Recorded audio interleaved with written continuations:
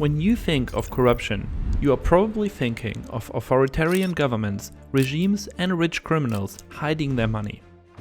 And that's what Transparency International's Corruption Perception Index suggests.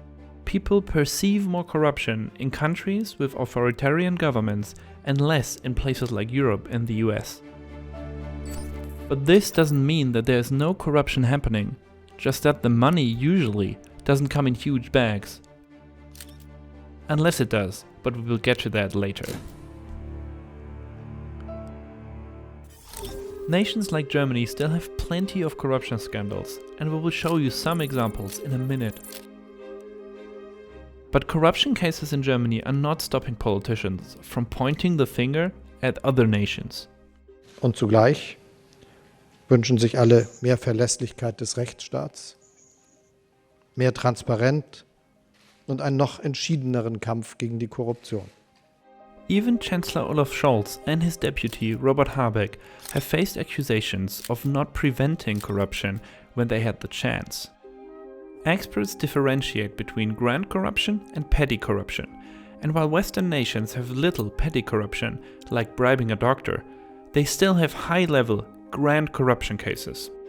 By the way, we are only talking about the misuse of public power in this video, not about corruption in business, of which there's also plenty happening all over the world.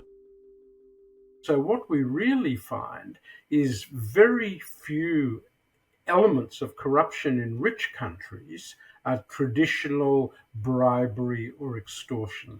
They're much more subtle, they're much more grey, and in many cases when politicians are accused of corruption or civil servants, they say, no, I've done nothing wrong, I've followed the rules completely.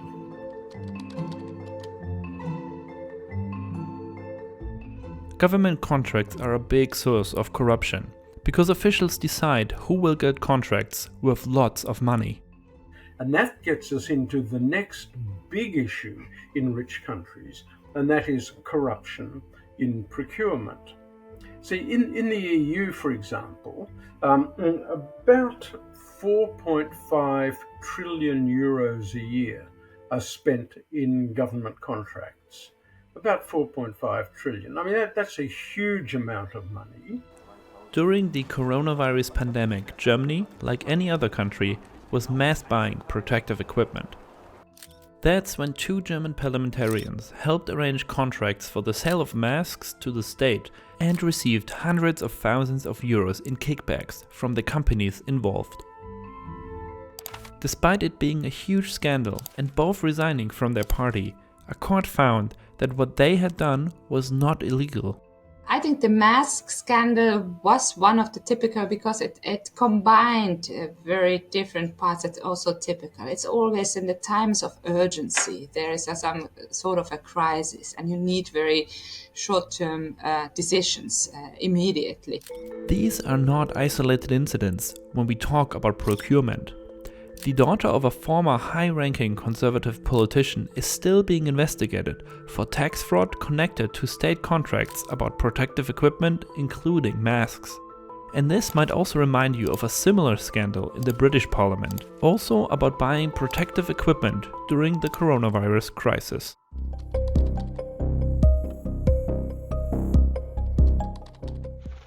Another common form of corruption has less to do with getting money and more with spending it, to pay others to shape government policy. I mean, in democratic societies, people should be allowed to support political parties. But when the political party donation becomes not a donation, but a transaction, when something's expected in return, then you have a corrupt situation. You might remember the EU's big corruption scandal on the former European Parliament Vice President Eva Kaili and other EU officials. Investigators found the bags of money we mentioned in the beginning in her father's possession. She and several other members of the European Parliament are being investigated. They allegedly took money from Qatar's government and in return tried to influence decision-making in the European Parliament in Qatar's favor. Similar investigations happened in Germany, when politicians were accused of taking money from Azerbaijan's government in return for lobbying for its interests, including voicing pro-Azerbaijan opinions in parliament. What we've got in rich countries very often is the trading of access. In rich countries, it is about developing networks of elites. It's about ways in which very powerful interests can sometimes capture specific policies.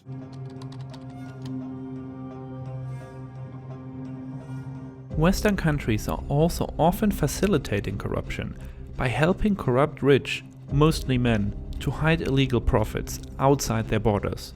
There are countries that are enabling the corruption. They are sort of offering the opportunities to hide this corrupt money. Germany's financial market provides lots of opportunities to hide dirty money, so money acquired through corrupt or criminal activity. It's difficult to find out who owns money or property in Germany. And leaked files show how Putin's confidant Roman Abramovich has invested money in companies here since at least 2004. In the UK, parts of London are known to contain lots of empty mansions owned by Russian oligarchs. And when assets owned by Abramovich had to be frozen after the invasion of Ukraine, investigators had a hard time even finding them. But you can hide money in real estate markets, in luxury goods, in arts, in all kinds of non-financial items.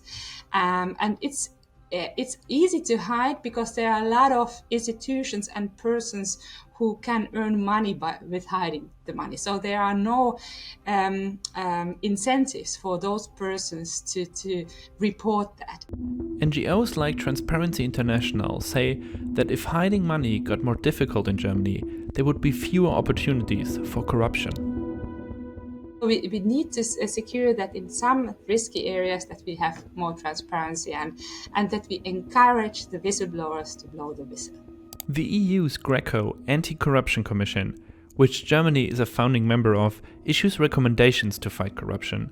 In a recent report, they made suggestions for how to increase transparency for high-level officials in Germany.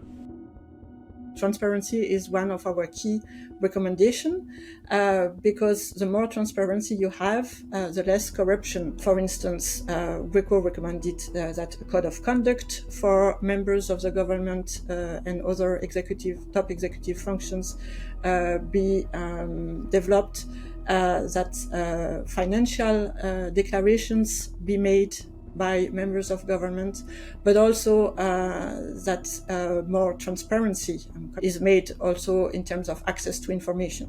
According to a Greco report in March, Germany had only fully implemented 1 out of 14 recommendations so far. It seems low, but at this stage I would say it's not unusual because it takes time to first look at the whole evaluation report to see what Greco is expecting, how to translate this into practice. And this is why usually there are several reports. The German government says that since the last report, it has already adopted more of the EU's recommendations, and it plans to implement most, but not all, recommendations by 2024. That's when the EU's Greco Commission is planning to check Germany's progress again in the fight against corruption.